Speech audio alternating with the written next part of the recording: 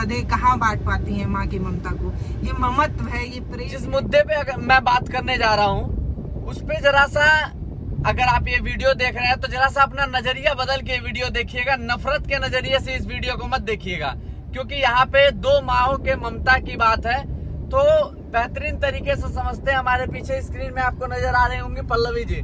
तो पल्लवी जी कैसे इस मामले को समझेंगे कि जरा सा विस्तार से समझाइए। नमस्ते, सबसे पहले मैं पल्लवी हूँ और ये वीडियो इसलिए बहुत खास हो जाता है क्योंकि इस वीडियो में आप एक बात समझ पाएंगे कि जो माँ की ममता होती है वो सरहदों से भी बांटी नहीं जा सकती। और कुछ लोग जो देश को बांटने और नफरत फैलाने की कोशिश करते हैं वो लोग ये चीज समझ ही नहीं पाएंगे। ये बात हो रही है एक ओलंपिक के गेम की, जिसमें एक और दो माओं ने मिलकर ये समझा दिया कि गेम तो गेम होता है, गेम में किसी का भी हार हो सकता है और किसी की भी जीत हो सकती है। जैसे हुआ यूं कि हम लोग, आप सभी को पता है कि पेरिस में ओलंपिक खेला जा रहा है 2024 का। इस बार नीरज चोपड़ा जो पिछली बार गोल्ड ले आए थे भाला फेंकने की प्रतियोगिता में, इस बार उनको सिल्वर मिल गया। और जब उन्हें सिल्वर मिला तो तमाम लोग जो है वो ट्रोल करने लगे, उल्टा सीधा बोलने लगे, क्योंकि इस बार जो गोल्ड ले गया है वो पाकिस्तानी ले गया, पाकिस्तानी खिलाड़ी ले गया है। बस इतनी ही बात थी। ऐसे भी पाकिस्तान को लेकर हमारे देश में एक अलग तरीके की सोच है या बहुत ज्यादा नफरत है। तो इस पर जो नीरज चोपड़ा की माँ है सरोज, वो कितनी खूबसूरत बात उन्होंने कही है, बड़ी अच्छी बात कही। उन्होंने कहा कि हमारा सिल्वर ही गोल्ड के बराबर है और जिसको गोल्ड मिला है यानी कि वो पाकिस्तान का खिलाड़ी, उसने भी मेहनत की और वो मेरे लड़के जैसा है। तो जब उन्होंने मेरे लड़के जैसी बात कही होगी तो तमाम वो लोग जो सुबह से लेकर शाम तक नफरत फैलाते हैं, उनके गाल पर तमाचा लगा होगा जोरदार वाला, और वो अभी भी सहला रहे होंगे। क्योंकि एक माँ ने ये साबित कर दिया कि गेम को गेम की तरह से देखना चाहिए और जो खिलाड़ी ज्यादा मेहनत किया है या जिसने उस समय गेम को बेहतर खेला है वो जीत गया। अब ये बात सिर्फ भारतीय माँ की नहीं है, वो सरहद पार जो पाकिस्तानी माँ है, मैं उनका नाम बताती हूँ, अरशद नदीम की जो माँ है रजिया परवीन से जब ये बात पूछी जाती है तो बोलती है कि वो मतलब नीरज को कि नीरज चोपड़ा जो है वो मेरे बेटे जैसा है, मेरे बेटे का दोस्त है और मैंने जितनी दुआ अपने बेटे के लिए की थी उतनी ही दुआ मैंने जो है वो नीरज चोपड़ा के लिए भी की थी। तो ये दो माएँ हैं जो ये बात साबित कर रही हैं कि वो सिर्फ खेल को खेल की तरीके से देखती हैं, ना तो खेल में कोई राजनीति होती है। और खेल का जो पैटर्न होता है या जो गेम का जो रूल होता है उसमें यही होता है कि जिसके साथ लग काम किया वो उसको गोल्ड मिल गया या वो बेहतर खेल गया, और जो थोड़ा बेहतर नहीं खेल पाया उसको सिल्वर मिल गया। तो इसको गेम की तरह से देखना चाहिए, ना कि राजनीति करना चाहिए। ये उन्होंने इन दोनों माह में साफ कर दी कि सरहदें कहाँ बांट पाती हैं माँ की ममता को। ये ममत्व है, ये प्रेम है, और ये वो प्रेम है जो एक माँ अपने बेटे से कर सकती है और करती है, चाहे वो भारतीय हो चाहे वो पाकिस्तानी हो। अब जैसे नदीम जो फाइनल गेम खेला गया था उसमें 92.57 जो उन्होंने दूरी फेंकी थी, इतने दूर तक उन्होंने वो भाला फेंका था। और ये आज तक ओलंपिक में इतने दूर तक भाला फेंका ही नहीं गया था। तो उन्होंने ये रिकॉर्ड भी तोड़ दिया था और एक नया रिकॉर्ड बनाया।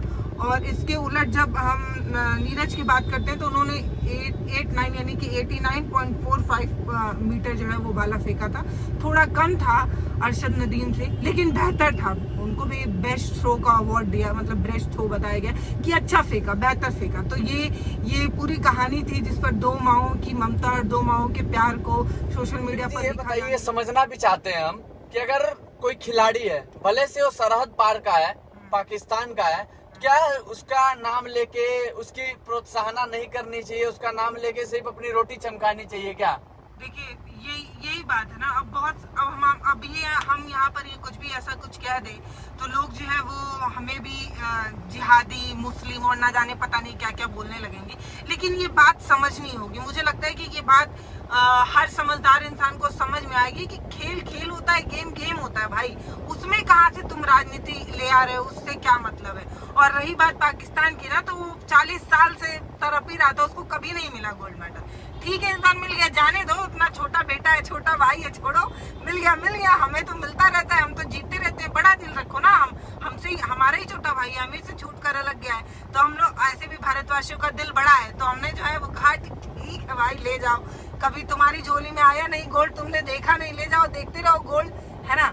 इसको गेम की तरह से देखना चाहिए। गेम होता है, वो आखिरी टाइम में कौन बेहतर आखिरी बॉल पे छक्का लगा गया उसको जो है वो मैच का अवार्ड मिल जाता है, बेस्ट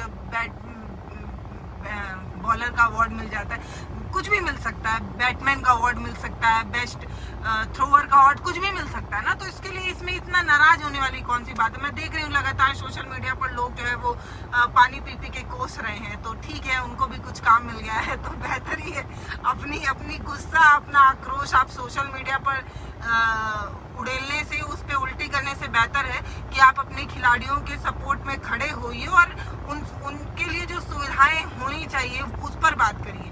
खेल मंत्री जो बने हैं उनसे सवाल पूछिए कि हम 140 करोड़ की आबादी हैं और हम क्यों नहीं ला पा रहे हैं। इस बार ओलंपिक में हमें 0 गोल्ड मिला है, एक भी नहीं मिला। तो खिलाड़ियों को वो बेहतर ट्रेनिंग क्यों नहीं मिल रही है, इस पर सवाल होना चाहिए। बेहतर ग्राउंड नहीं है, प्रैक्टिस करने के लिए चीजें नहीं है। अगर आप आज भी गांव में जाएंगे, बहुत बेहतर प्लेयर हैं जो अपनी जिंदगी में खेलना चाहते हैं, लेकिन क्योंकि बजट लगातार कम हो रहा है इसलिए उनके सपने कहीं ना कहीं टूट जा रहे हैं। तो इन सब पर बात होना चाहिए कि खेल में बेहतर कैसे किया जाए, गोल्ड के लिए हम बेहतर दावेदार कैसे बन पाएंगे, इन सब पर बात होना चाहिए। और ये गंदगी फैलाने वाले लोग जो है वो कभी नहीं समझ पाएंगे। माँ की ममता तो ये समझ ही नहीं सकते, क्योंकि इनके अंदर वो भावना नहीं है, ना तो इनका दिमाग उस तरीके से सोच पाता होगा। मुझे लगता है इतना नफरत भरा हुआ है कि ये समझ ही नहीं पाएंगे कि ये जो है रजिया परवीन और सरोज देवी क्या सोचकर पाकिस्तानी लड़के या हिंदुस्तानी लड़के को अपना बेटा बता गई।